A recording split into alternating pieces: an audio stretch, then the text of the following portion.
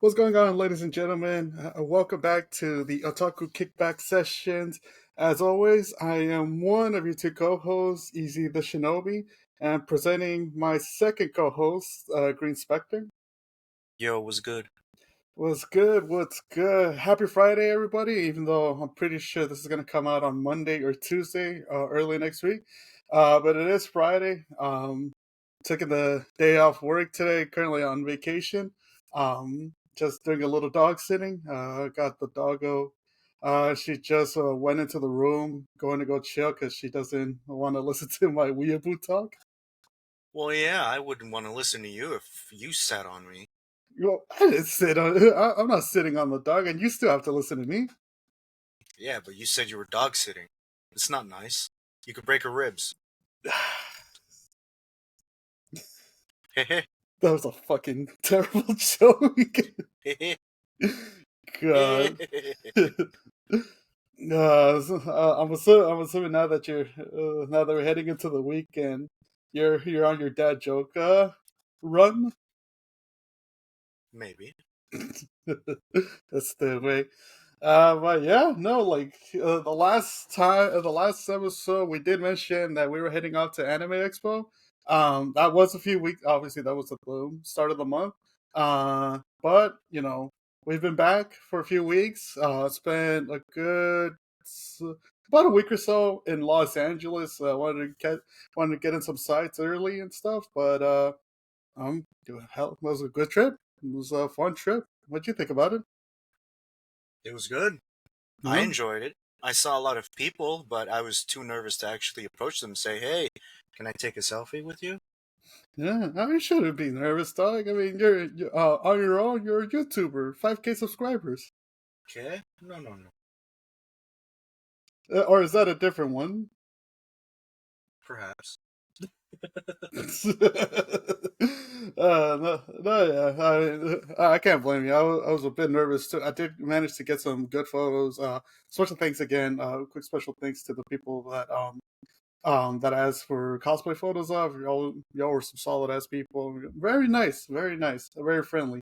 In case anybody that hasn't been to like any anime convention or Comic Con or convention, I know basically got some anxiety, some nervousness that creeps up when doing something new. It still creeps up on me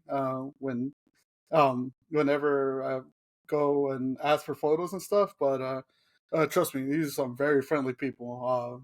They're always open to take photos or even just have a quick chat with you. So yeah, again, special thanks to like pretty much anybody that attended Anime Expo. It was a fun time. Pretty, I would say this was the best one. Like with the new added extra openings and the block being closed off, it was very easy to get into the con. Oh, yeah.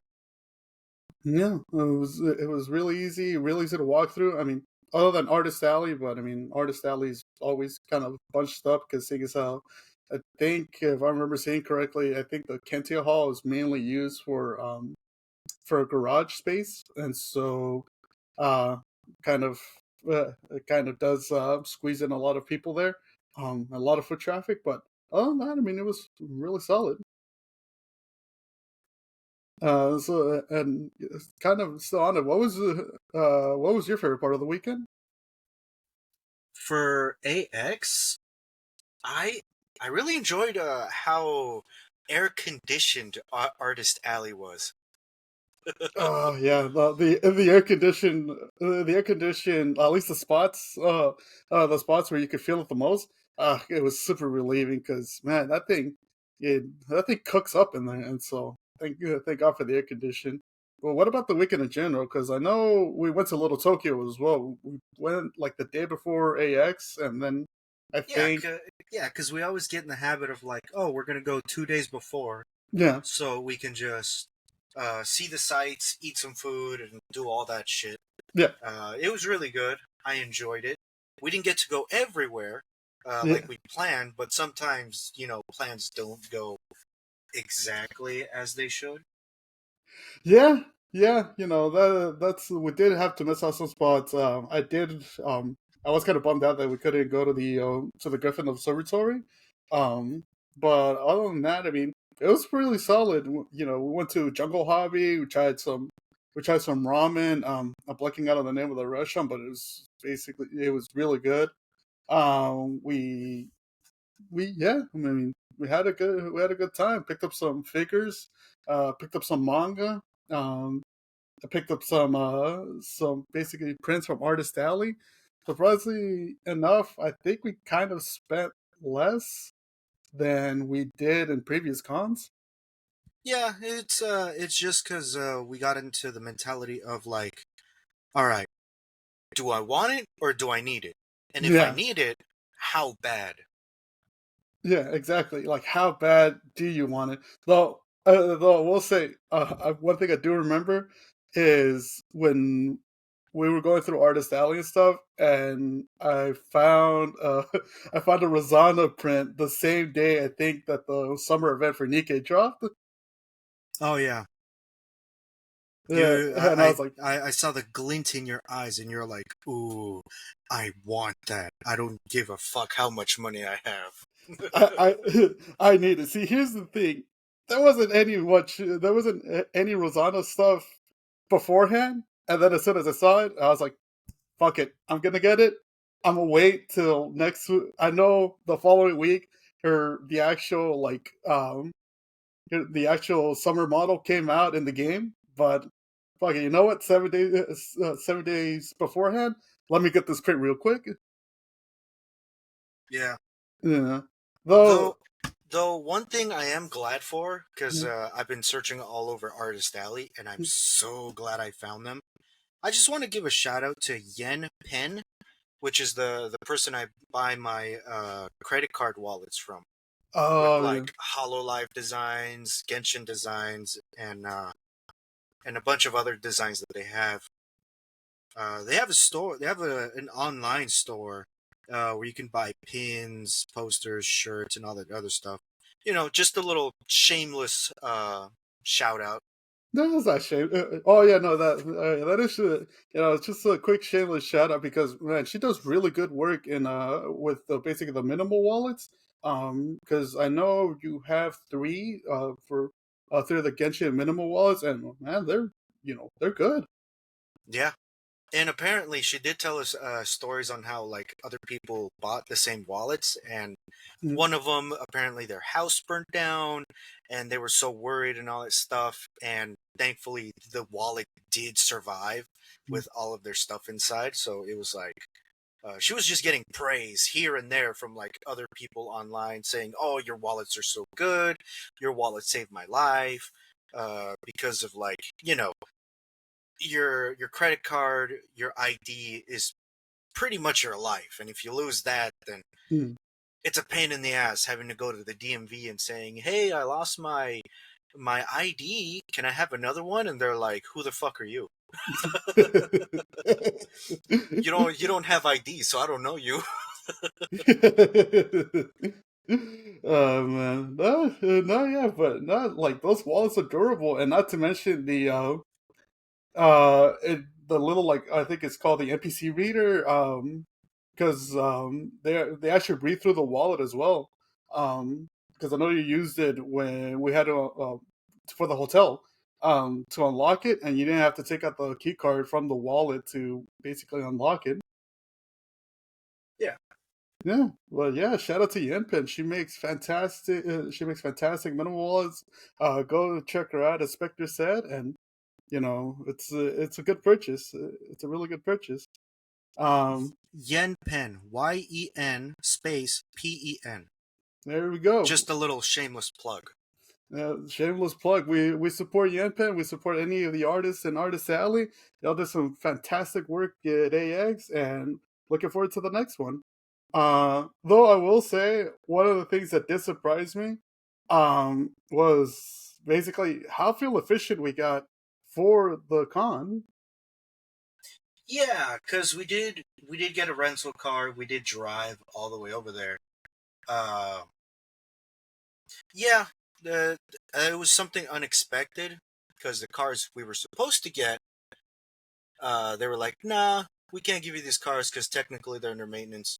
Mhm. So the only one available was a what was it? A Dodge Charger? Yeah, it was a Dodge Charger, and I know we were kind of shaky about it because usually, kind of like Chargers, they do take up a good amount of gas, or we thought they took up a good amount of gas, but no. On top of the fact that it got us to Los Angeles like in about 5 hours, 4 or 5 hours, we didn't really have to stop by for gas that much. Well, did you see how fast I was driving? Well, yeah. Other than the fact, other than the fact that basically when you got the open road, you just started zooming through places, which this is probably incriminating evidence. But What do you mean? The sign said 75, so I went 5 more. well, I mean, if you wanted to say five, I mean, it says 75, not 95. But I mean, No, it's 75, so I went 80, all right? sure you did, sure you did. You Yeah, win. you're just having a case of the Mandela effect where you're misremembering something that never happened. Right, yeah, sure I am, sure I am, sure I'm having a Yeah, case of the Mandela effect. Either way, the silver lining, we got to Los Angeles in pretty much record time than our other trips. Um, car breakdown barring the previous one.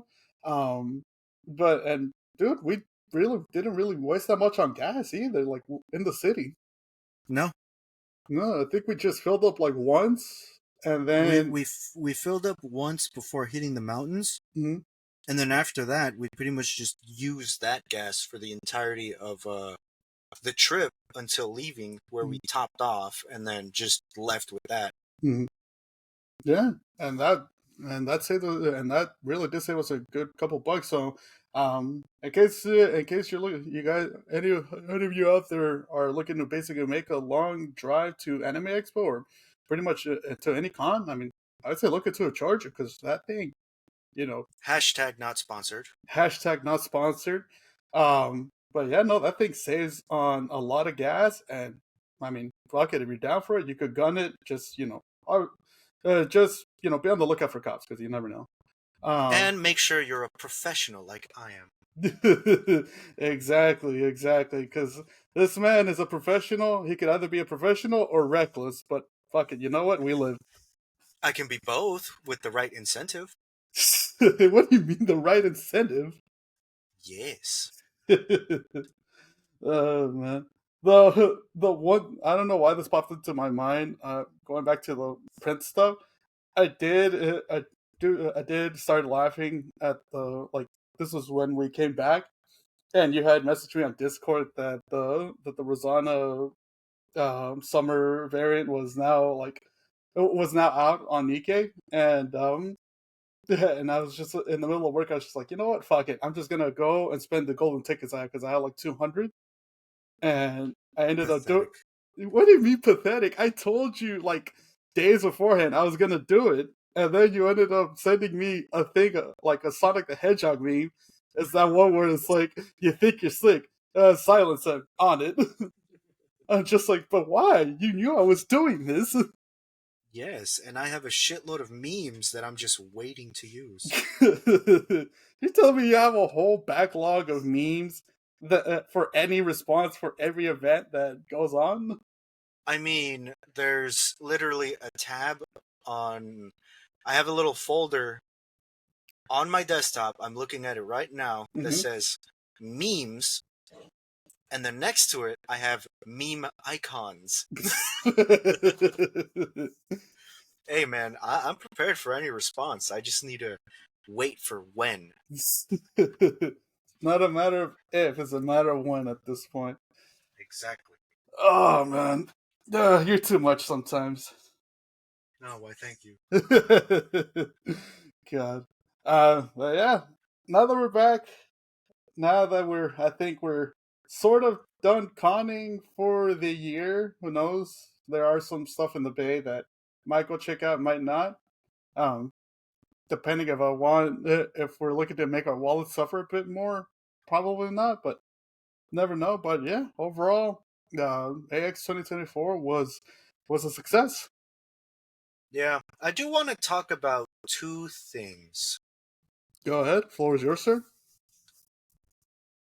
I want to talk about the Street Fighter Six debut character, Terry Bogard. Hmm. Why the hell did they make him ugly as fuck? I look because I know I saw him coming out in Evo. There was a announcement of it, and I mean, I would say this: he doesn't look that bad, but man, this chin is fucking wide. What do you mean? He's ugly as hell, and Japanese Twitter agrees on like why does he look so beat up? Why does he look ugly? Yeah. And it's just really weird how also they noticed it in the background characters Hmm. because I did see the trailer and I was like, okay, this is pretty cool. Then they revealed the face, and I was like, yuck. Cause And one thing I did notice is that there was two background characters. Um, I was very confused because I don't know if I was looking at Joe and Blue Mary or just some characters representing them. it could be. It was really weird because I know someone let me see if I can find it. Yeah, someone on the Japanese Twitter when translated, they said, "Wait, they're supposed to be Joe and Blue Mary. Since when was Blue Mary black?" Question mark. Got it. I mean, it could be a thing of basically it is probably just generic background characters in the end. That and I it. really hope that's the case because if not, there's going to be a lot of controversy because I know there's this whole culture of like, oh, we need like um what is it called, race swap, Mm, where they just race swap a whole bunch of characters like Disney did with Ariel. but Kenny, but going back to the Terry Bogard stuff, it does. I'm assuming is basically they try to shape Terry's design more so to fit the Street Fighter Six engine and stuff. At least that's what. Yeah, at least that's one of the things I'm hearing or I'm seeing throughout like the internet regarding it. So I mean, it could be that basically in the process of trying to shape Terry or trying to import. Like, I get it, it's to fit the engine, but don't, like, you could have at least fixed the face, all right? Yeah. Because I mean, in the whole history of Terry Bogard coming out in other fighting games, his face has always looked the same or nearly the same. Mm-hmm. I mean, I'm not gonna count like two games. What was it? Fatal Fury: City of Wolves, because his face did look a little off there, and then there was another one, something Destiny. Mm-hmm. It didn't look like Terry Bogard. It looked like uh, Stevie Joe from the fucking liquor store. It looked like the off-brand Terry Bogard. Yeah. Like basically one of the games that actually ported Terry pretty accurate at least was Smash Brothers Ultimate. Oh yeah, I'd say that's the best representation of Terry Bogard. Uh, Mm-hmm. But the new one, I don't know. Mm-hmm. I don't know about this upcoming one. Uh, I mean, it's funny because they already tagged him as ugly Terry Bogard. I mean, it could be a thing that is also still a work in progress. Because when is the DLC supposed to come out? No idea when. There was just the whole that it came out this weekend on Evo 2024. Okay, okay. So I haven't seen anything. Maybe there is a like it's coming out soon, or maybe in the next few DLCs. But for right now, I don't really have the info, and I'm too lazy to search it up. Yeah, I'm assuming it's gonna be either like later this year or probably early next year. So I mean, they still have time. Again, it could be I think it's just a work in progress, and so pretty much it's gonna, if there is enough backlash to it, then uh they'll probably modify Terry Bogard to look more like his canon design than the Street Fighter Six design that well than the original design that got revealed. But I mean, if there isn't a set date for it, then I mean, there's still time. Most likely, it's just a work in progress, and just to reveal that hey, Terry's coming out on Street Fighter Six. Yeah. Another thing I do want to touch up upon Go ahead. is, and this might be, I guess, controversy to Western gamers Hmm. because they probably don't remember the game how it used to have been back in the day, back in the 2000s. Hmm. Do you remember a game called SVC Chaos? SVC Chaos. SNK versus Capcom. SNK versus Capcom. I may have heard about it a few times when I was a kid. But I don't know. Yeah, no, haven't really played it or anything. I think I might have seen it once or twice, like on a gaming magazine, but I haven't really delved into it. I have. I played it. I Hmm. will say my Shiranui was one of my first, I guess you could say, arcade crushes, Hmm. arcade fighting game crushes. Hmm. So this controversy is Mai's breasts too etchy for Western gamers. Yeah, that I now that I've heard of like supposedly the whole controversy going around it.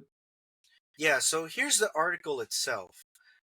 Despite being bold enough to add Mai Shiranui to the upcoming roster of playable characters of Street Fighter, both SNK and Capcom seem to have curved the feminine Fatal's full power in the new key art for the release of the game Hmm. by covering up her breasts in the Western version. Okay. So apparently, when they debuted the whole thing on Evo 2024, when they were showing off the character arts of both rosters, Capcom and SNK, there were people that noticed Mai is a little more covered up than normal. Hmm. Despite this being, I guess you could call it maybe a remastered version. I'm not too sure.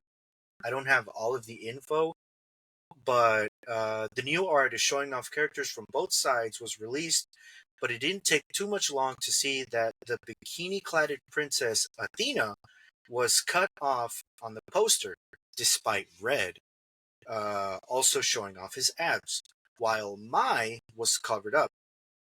Fortunately, the game itself is untouched, as if it's still niche as ever.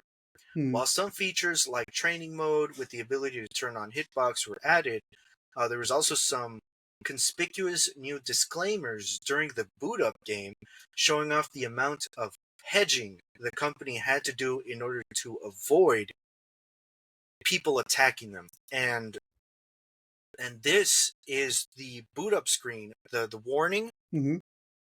on the boot up screen, what it says when you get the game and you boot it up.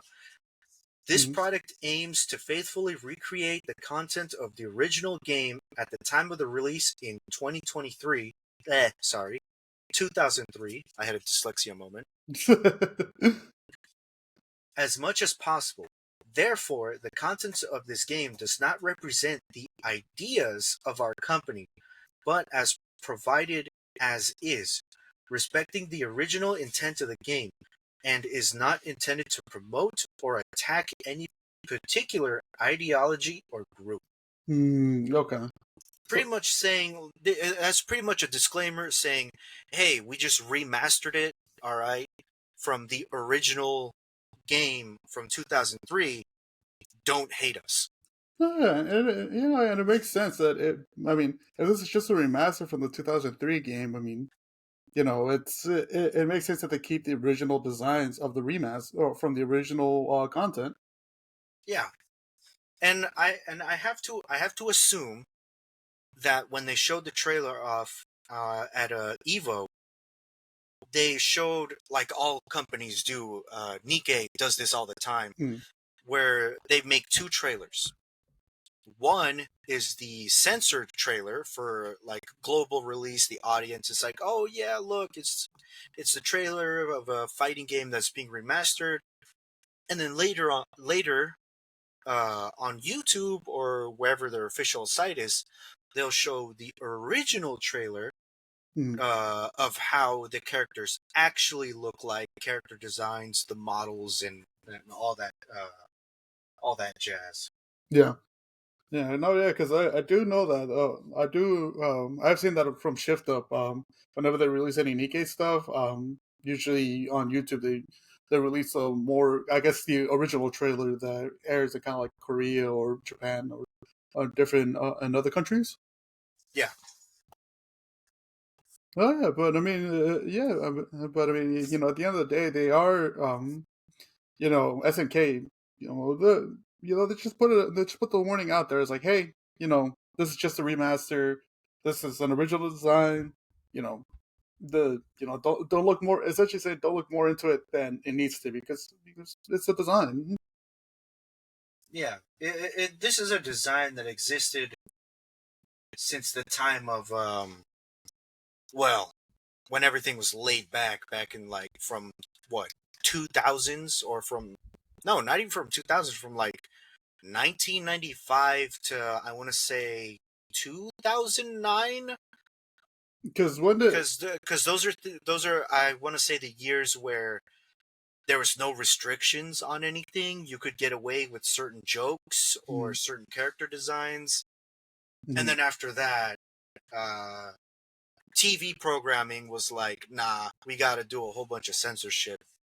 I mean, everybody knows about the 4 Kids censorship. Oh yeah, no, that and basically that and all the stuff that Nickelodeon got away with back then. I know because I know you showed me that fucking Ren and Stimpy clip. I'm still surprised that somehow made it into into basically TV airwaves. Yeah. No, it's just, for reference, it's the one where who was it? I think it's Stimpy that's sawing the fucking log off of Ren's back, right? Ah, yes, Ren and Stimpy. I remember that from my childhood. Yeah, yeah, That pretty. that that's one of those shows where you watch and then you're like, oh, now that I'm done with this, I'm gonna go on my computer and watch Happy Tree Friends. Yeah, because we were essentially in the era of like when Newgrounds was popping off and Madness Combat was, and I love playing Madness Combat a lot too. Um, and that was like a daily driver and stuff, and times change, and I guess personally for me, it's like it's whatever. I don't necessarily for some stuff, but I'm not necessarily against some stuff either. I'm just more so like, uh, you know, I I play games just to escape, reality. That's the reason I watch anime too. I just basically do it just to escape, an everyday reality. Because I mean, you know, in the end, we're all part of that generation too, where we grew up and we had to go to work and have to kind of work in jobs that either we're not a fan of or that we're a fan of, but we're kind of burned out. And games like King of Fighters or different animes or even like fucking gotcha games are like a good way to say, hey, you know what? Give me a few minutes just to decompress my brain. I don't necessarily want to think, about what's out there in the world. I know there's some stuff going on in the world and all that, and that's cool. And we won't get into that because this isn't, a political podcast and all that. Is basically just, like I said in the first episode, it's just two homies, you know, talking it out, having fandom interests of anime and video games, and so. But yeah, I mean, in the end, if this is just a simple remaster, it's a simple remaster. I mean, you know, Yeah, this is for people that either want to get into the King of Fighter games, or I mean, people like dudes like you who've played the OG King of Fighter games in like 2003 and all that, and want to recapture that magic. Oh yeah, Yeah. So yeah, because that's all there is to it. I know you guys out there can look at it any way you can, and it's well within your rights to, and it's your freedom to look any way you can at it. But yeah, it's sometimes it's just one of those things. Just like it's a video game. Fuck it. You have the option not to buy it. You have the option to buy it. Let's move forward. yeah. You know, At the end of the day, it is your choice. Yeah, and that's a great part about it. It's your choice. Who knows? I might hop into it. I mean, because when is the release for this for the remaster coming out? Also, no idea because it was announced. Oh, okay. Okay, Yeah, so yeah, yeah. it's just announced an email. I mean, it was coming out in October. I might hold off on it because Sparking Zero is coming out in October, and am I going to choose whichever one? I'll probably choose Sparking Zero because I know mainly because I know DBZ more. Yeah. No Dragon Ball a bit more. But I mean, give King of Fighters a shot because yeah, no, legit, I've never played any games of that series. I think of out of SNK, I think I've really only played Metal Slug, and that's more kind of like casual playing Metal Slug because I know my older brother he delved more into it. He's a fan of the OG Metal Slug, so um, yeah, it's that's you bring us some good points, man. Yeah. Yeah, yeah. Uh, now that we got some of the serious stuff out of the way, let's talk about some anime recommendations. You got anything for us? I have not anime, Mm-hmm. but a manhwa. Ah, nice. So it is called Blacksmith Zig. Mm-hmm. For anyone who's familiar with Sword Art Online, it's like that, but replace the helmet with a capsule Mm-hmm. that fully integrates you into the world of the game. There's this guy that's the protagonist called Kang Yuhan, who had a level 50 character, and his character name was called Bartz, Mm-hmm. Bartz, and he was known as a hardcore solo player uh, who pretty much had all of the high rare materials, all of the good legendary drops, and he worked from the bottom to the top. And afterwards, he takes a vacation. He takes a 4-day vacation, comes back to his account only to find it zeroed. Oof. So he logs in and he's just in the middle of the courtyard in the game, butt ass naked. Jesus Christ. So this kind of sounds well, other than the account being deleted and stuff, but this kind of sounds like a bit like Shangri-La Frontier. Yeah, and he obviously gets some attention from the crowd because there's moderators Mm-hmm. in the game to make sure that there's no explicated content going on and all that stuff because it's a game for everyone. Mm-hmm. He goes into his inventory thinking, "Oh, maybe my gear just got unequipped because I've been away for so long," and he sees that all of his items are gone. So, like any other person, he's like, "Okay, let me check my status. Mm-hmm. Name Bart's job beginner level 1." Oh, so basically, and not just it didn't just take his equipment, but also took his rank. Yeah, so he thinks, "Oh, my account got hacked." So, first thing, like everybody else does, is I'm gonna call the developers, call the game, and complain. Hey, what the hell happened? My account got hacked. This and that. And the company says, "Sorry, but we really can't help you because we looking at your account, and it seems that there's no we can't trace any wrongdoings." because it says here that your account was at level 1 3 days ago.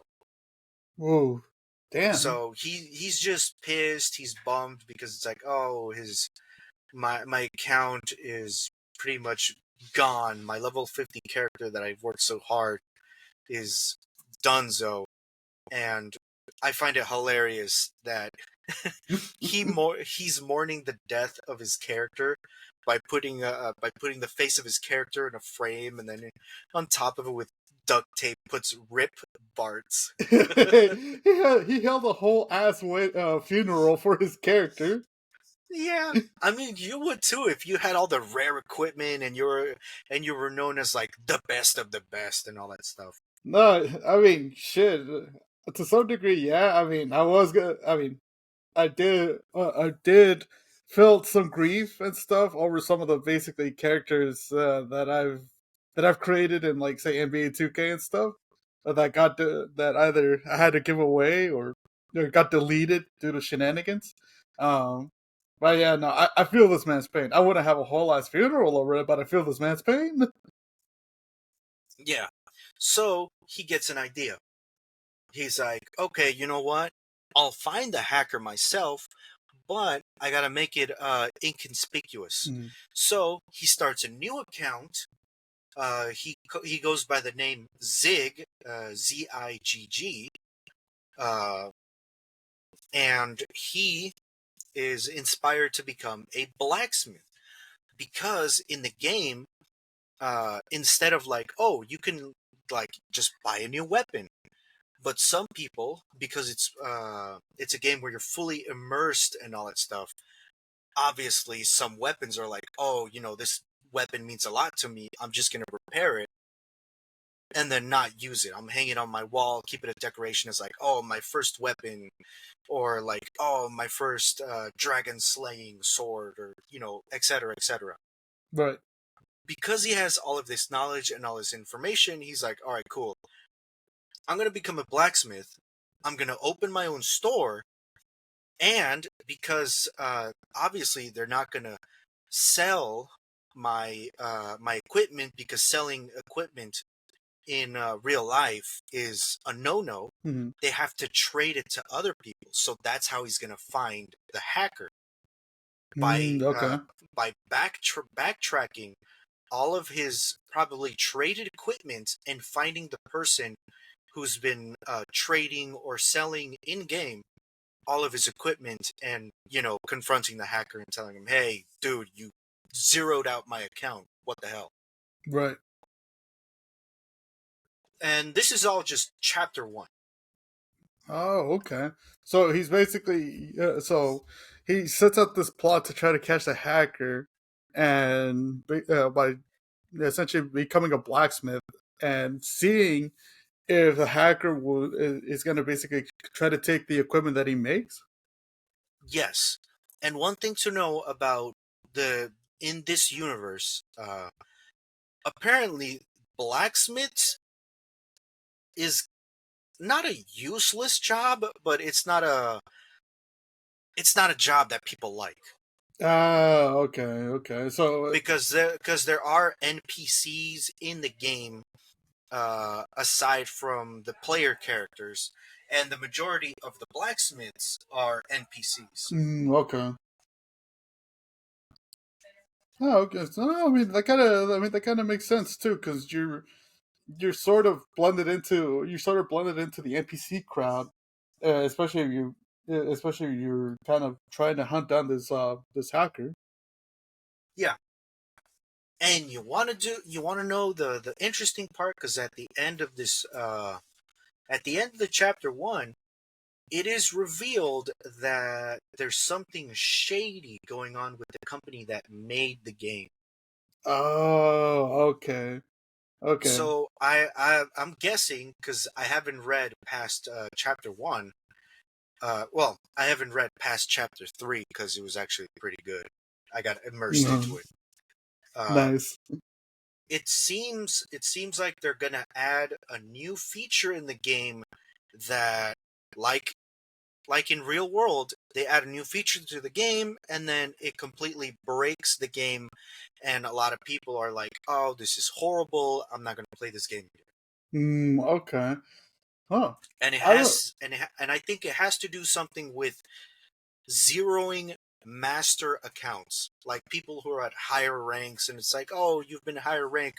Think of like a prestige Mm, from Call of Duty, yeah. where just your accounts and all that stuff goes back to zero, and you have to start all over again from scratch. The stories that I fucking hated Prestige. It made no sense. I mean, I've already got the weapons. I mean, why would I want to go Prestige for a little like nameplate? Nah, just let me keep all my stuff.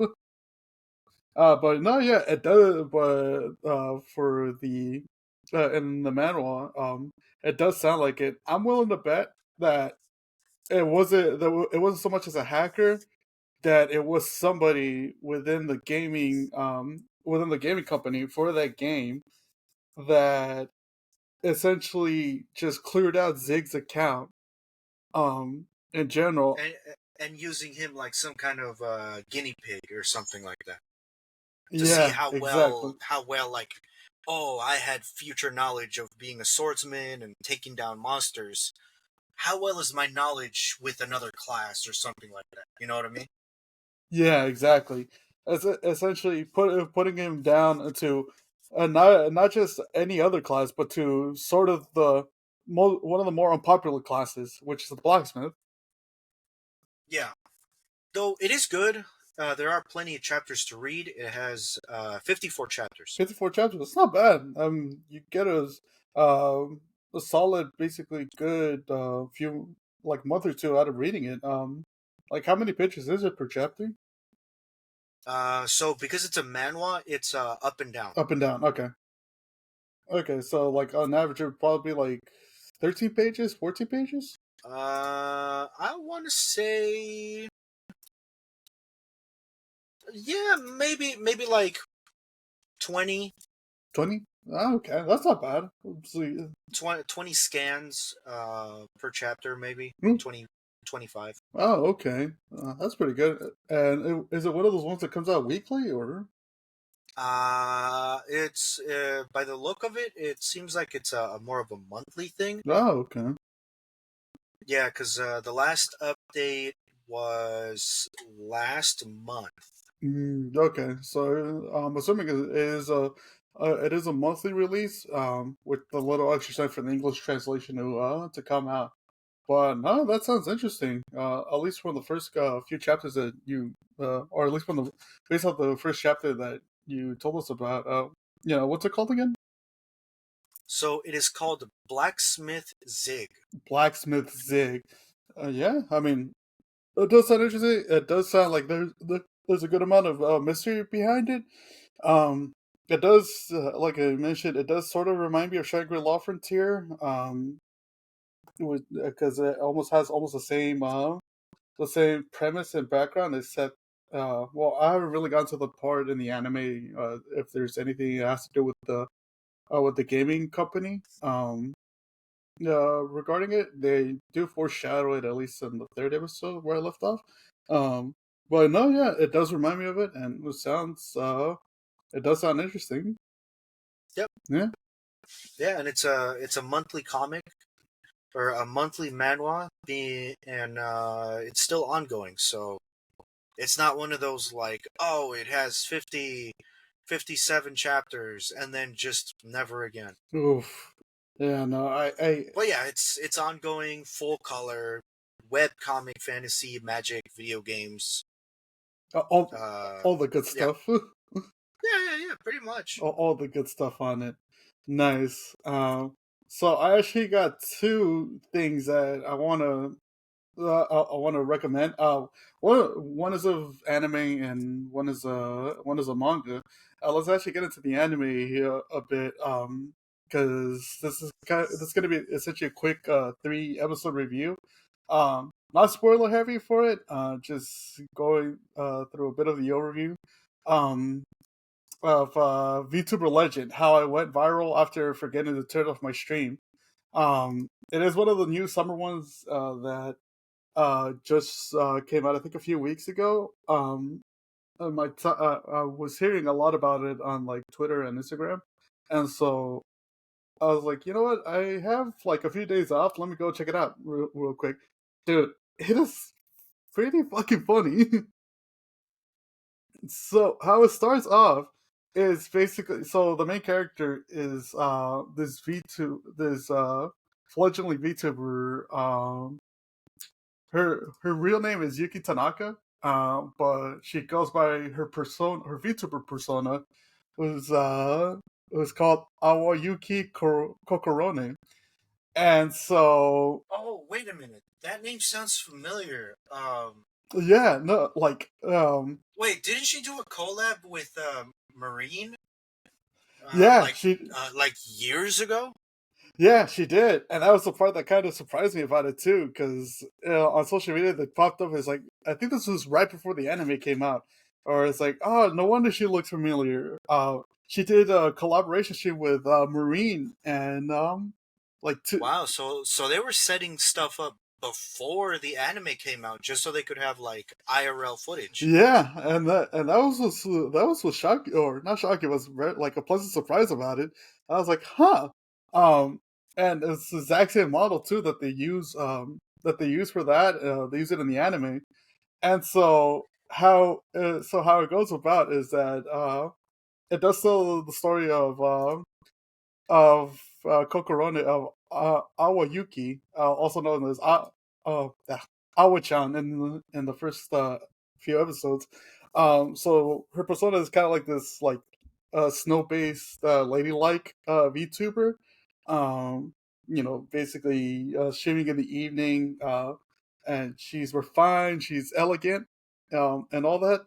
But in real life, she's she started out as a VTuber, and she's still basically making her way up the company, up the VTuber company. I want to say it's a kind of like a reference to Hololive. I think it's or to Hololive. I think it's called Hololive.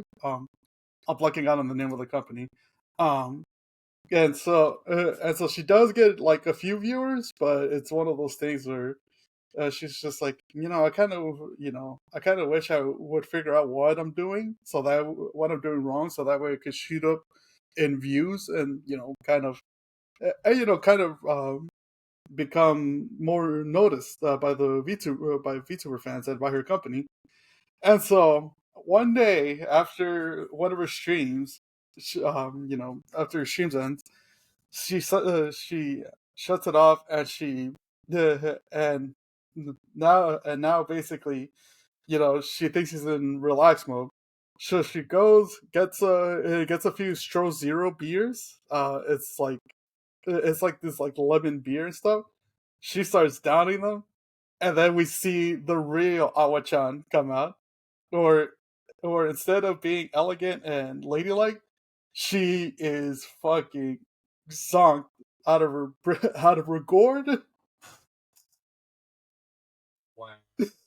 Like it actually does get really funny too, because she one of the things she does like when she starts getting crunked off the Stro Zero, she starts seeing her gen mates, the different stages of her gen mates, and on one of them, now keep in mind, her stream is still going on, but she thinks it's off because she thought she had turned everything off and all that. So her chat can hear everything, everything while she's going down drinking. And so it ranges from basically kind of like loud singing, to watching the stream of one of her genmates. I think I remember her name. I think it's called Nayuki Chan or something. She straight up says, "I'm gooning to your stream. I'll be your mommy. I'm gooning to your stream, Nayuki Chan." No. She just straight up fucking blitzed off her ass on show zero, and so in the end she passes out, and at the same time, like she's going trending on Twitter, she's going viral and all that, because people can't believe that this ladylike VTuber is actually a full on degenerate. Um, and so the following day she wakes up, right, and her manager is calling her, and and her manager lets her know, hey, just a quick thing, don't answer any phone calls, don't open any emails, but you forgot to turn off your stream last night. And then when she's remembering, she's like, wait, I forgot to turn off my stream last night. And then she pieces it all together. She's like, oh no, fuck. And then she starts freaking out and screaming. And the funny bit of it is, it passes kind of like a viewer for chat, and there's still people there, and they're typing up, now she's awake. I think she realizes what she's done. And you know what's the funny part in all this? Instead, She's still streaming. yeah, she was still streaming. Like her stream was still on, all the way until the morning after she like passed out and stuff. And you would think like, we can't have this like degenerate alcoholic on her company and all that. She's fearing that she's gonna get fired and all that stuff. She's ready to kind of like beg for them to give them another chance. No, what happens is that her company is happy at the results because she grew insanely popular overnight. Damn. Because of the fact that there's basically that people have now noticed that there's Awa-chan and then the real Awa-chan, which she's like people thoroughly enjoyed it. And yeah, and even then when she goes to meet with her manager's like, yes, this is what we've been waiting for. We were wondering why you were so ladylike and all that after your interview with us when you applied to be a VTuber, and we've been waiting for to see the real you, like this like degenerate, crude side of you. And she's even surprised. She's like, wait, what do you mean you've been waiting to see me like this? What did I do in my interview? And even fucking Awa can't remember what she did in her interview. Oh man, I won't go more into detail about it, because like I mentioned, this is just a quick 3 episode overrun of it. But dude, it is actually really fun. If you're a fan of VTubers, or if you just want like some good comedy, dude, this thing is a really funny anime. Nah, because they like straight up start encouraging her to like, you know what? Be you, be yourself, get fucking crunked off of Stro Zero, and just show the real Awa-chan and all that. And she does show how much of a degenerate she is. She implies Yuri. She basically goes back on her gooning ways, and she becomes more loved and more popular because of it. There are some people on the chat when she does these streams are like, "No, give me back my precious Awa-chan, my innocent Awa-chan." Um, but overall, dude, it's fucking hilarious. I highly recommend it. It's yeah, because man, when she gets fucking drunk, it is the funniest shit ever. Uh, God, I might need to check it out. yeah, it's called once again, it's called VTuber Legend: How I Went Viral After Forgetting to Turn Off My Stream. So far it's only 3 episodes. I think it's a weekly release, so I think each episode comes out on Saturdays or Sundays. But yeah, I would say check it out, especially if you're a fan of VTubers. Um, dude, it's well worth the time. On the manga side of stuff, I recently picked this up because I know it's getting a anime release later this year, I believe. Um, but it's a fantasy manga. It's called I May Be a Guild Receptionist, but I'll solo any boss to clock out on time. And so far, I've only really read up to. I'm like halfway through the first volume of the manga, and it's it's pretty good. I like it, and mainly because I feel for this main character. So it's not an isekai. It's a fantasy manga, and it's based around as the title suggests it's based around the guild receptionist. Let me look up her name. I actually have the manga on here. Let's see. Yeah, I need to take better notes of it. So, it's based off the guild receptionist. Her name is Alina Clover, and she's as I repeated it a lot, she's a receptionist for this adventurers guild in this kingdom, and so basically she's I believe the youngest out of the receptionist team that they have there at the guild. And so what comes with it is the fact that she usually has to work overtime, especially when, as how she explains it, whenever whenever the guild hands out assignments to the labyrinth that they have to essentially take down monsters, and this is like a multi-floor labyrinth, which I think each floor has their own boss. And whenever there's a boss that can essentially be beat, more guild requests start piling up, and with that comes more work for the receptionist team over there. And so what it is that her more senior coworkers and all that, they usually end up leaving the overtime paperwork to her. And so what happens is that so it starts off with that uh the different adventures that go through the guild, um they're not able to beat the main boss of the second level of the labyrinth, I believe. I think it's this dragon. um and so work keeps piling up, um and basically one day Alina gets handed like towers of paperwork to do overtime because her coworkers are gonna go basically spend the night on the town. And so in the end, she's basically clearing through paperwork, but in her mind, it's like, these goddamn adventures, you know, they keep they keep they keep essentially piling on, or they keep causing more issues simply because they can't take off they can't beat this fucking dragon and it's just one dragon that's in the second floor of this labyrinth. And the more she thinks about it, the more frustrated she gets. And so she's like, you know what? Screw this. She dips, and at the same time, one of the no, I think it's one of the adventure teams. I think it's the more like premier adventure team. They're called Silver Sword.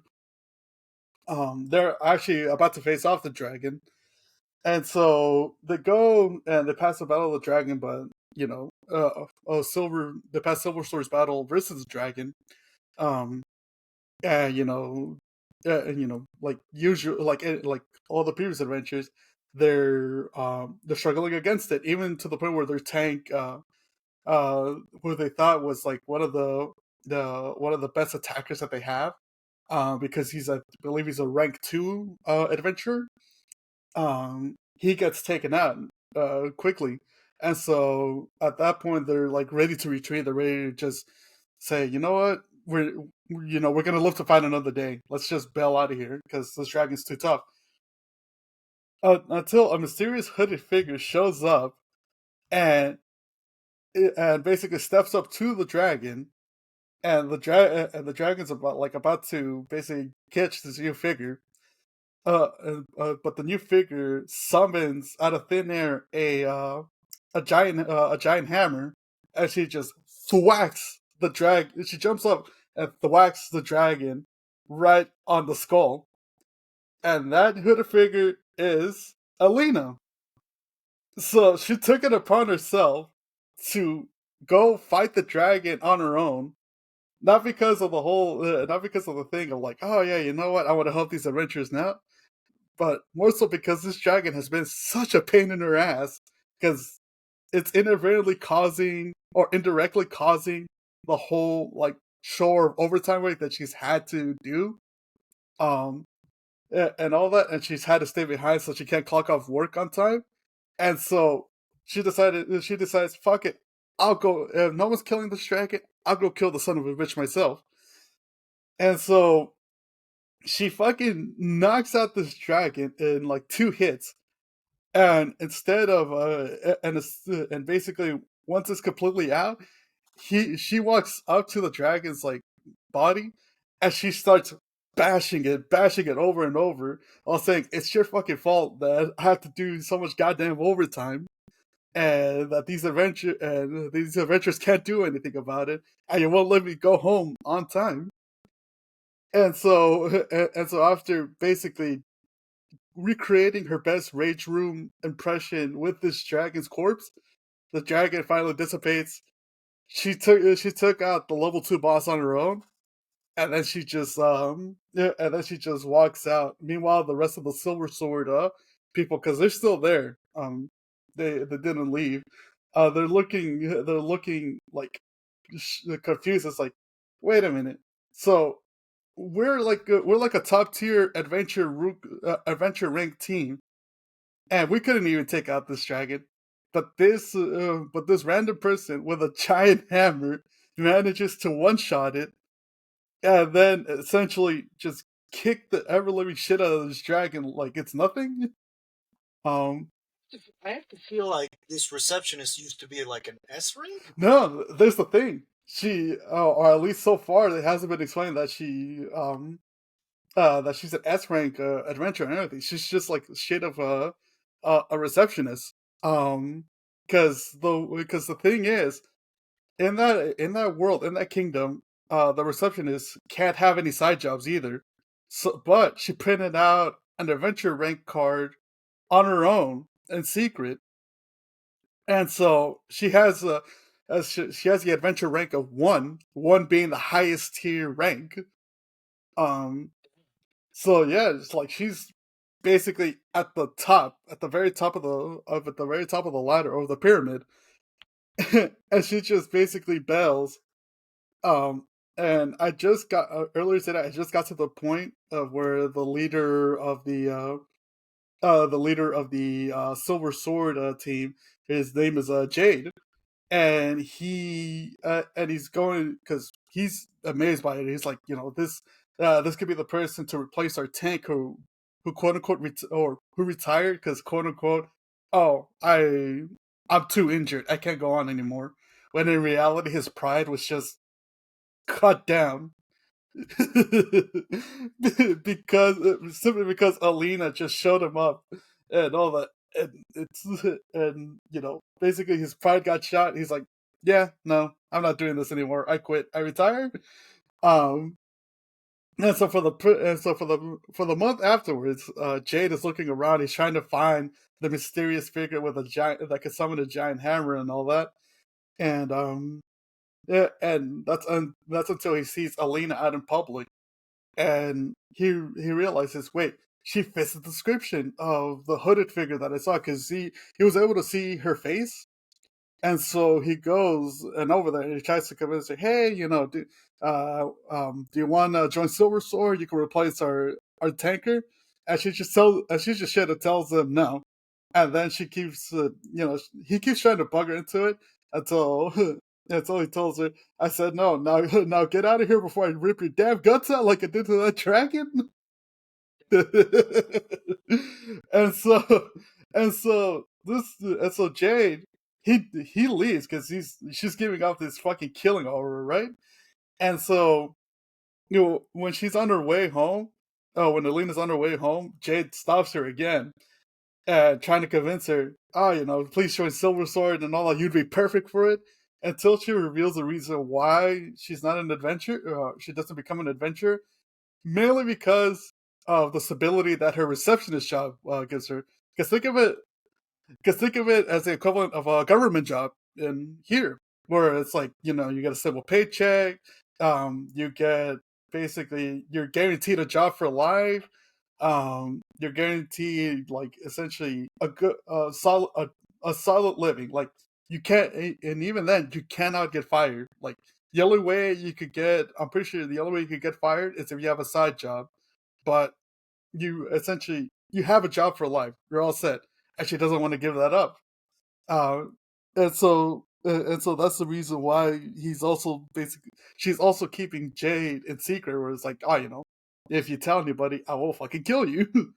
um, because she's telling, "Look, I busted my ass to become a receptionist, and I'm not gonna give it up just to basically, just to potentially die and be an adventurer." Um, and that's the part where I left off so far. But it's pretty good. I like it. I can't wait for the anime. It's, it, it sounds really good. I want to watch it. Oh yeah, yeah. No, I have a hopefully the adaptation's good. I'm looking forward to it. I think it's gonna come out in October, I believe, or September. I, Oh, that's pretty oh soon. yeah, that's relatively soon. I do want to get volume two of this because it's so good so far. But yeah, the manga name is I may be a guild receptionist, but I'll solo any boss to clock out on time. If you're looking for a fantasy manga, what's a good last, but with like sort of an original story, highly recommend this one. I know I got volume one in Barnes and Noble, yeah. So hopefully they have volume two. If not, hopefully any of the other stores like Kinokuniya uh, or like on Amazon they have volume two. But yeah, it's well worth it. Oh, Yeah. oh, I forgot to mention. Like yesterday, I saw on Instagram because Crunchyroll is on they're at Comic Con, and sort of kind of wish we were there because they did announce, and I'm hoping they do release it after Comic Con, but they did announce a new product, and you know what it is? No idea. It's a Spy Family loteria board. Bruh. No fucking lie. For this for the con, it's an exclusive product for the con where you could buy a Spy Family based loteria board, and it has everybody. It has like your it has it has Lloyd, it has Anya, it has Fiona, it has Yuri. I think they have both versions of your, whereas regular your, I think they have a label as La Esposa, and Thorn Princess your, they have her labeled as La Asesina. That's funny. And I saw that, I was like, bro, I want this. Like, dude, this would be a good thing. The next time we do Friendsgiving, this would be a fun thing to have. Yeah, it would be. Yeah, and so like if you guys are listening to this, if any of you guys are at San Diego Comic Con, dog, buy this. Buy this. Even if you don't play Loteria, it's dude. It's I was surprised. I was surprised it came out. I'm just like, what? I bookmarked it. I'm really hoping that they have it on the Crunchyroll store later on for sale. Because I'm 100% buying it. And I don't really play Loteria often, but but you know what? Fucking, I might as well start now. uh, but yeah, I mean, that's all I got. Anything else? Anything else you want to plug? You want to bring up, man? Uh, I think I think that's all for today. No, that's all for today. You know, thank you guys again for joining us. It's a new episode of Otaku Kickback Sessions.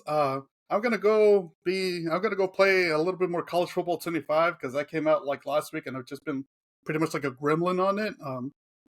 Fucking gremlin. I'm trying to live on my broken dreams. Leave me alone. Me. I don't like getting concussions. Me. Hey, you know what? The first one, actually no, the first one wasn't that bad. I mean, there was like it was like a dimmer switch. The sun became like a dimmer switch light. It was sort of pleasant, sort of. I call him Steve. I call him Steve. Sometimes he speaks to me. No, yeah, that I kind of want to, because I just remembered I have Nintendo points, so I kind of want to buy the quintessential quintuplets visual novels. And Ooh. so here's the thing, I'm either going to lead a 1-star school to a national championship, or I'm leading Miku to her happy ending. Either way, somebody's got to win. And I'm betting more for the Miku ending because that's actually more guaranteed. I'm gonna get killed at a 1-star school, but that's beyond the point. Again, but thank you guys for joining us.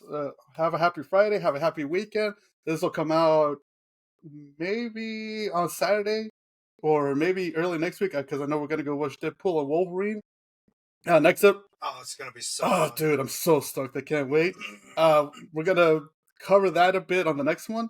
But yeah, go go enjoy your weekend. Have a happy Friday. Stay cool out there. It is hot wherever you are. So, but yeah, for Easy the Shinobi, I'm Easy the Shinobi, and for Specter, see you guys on the next one.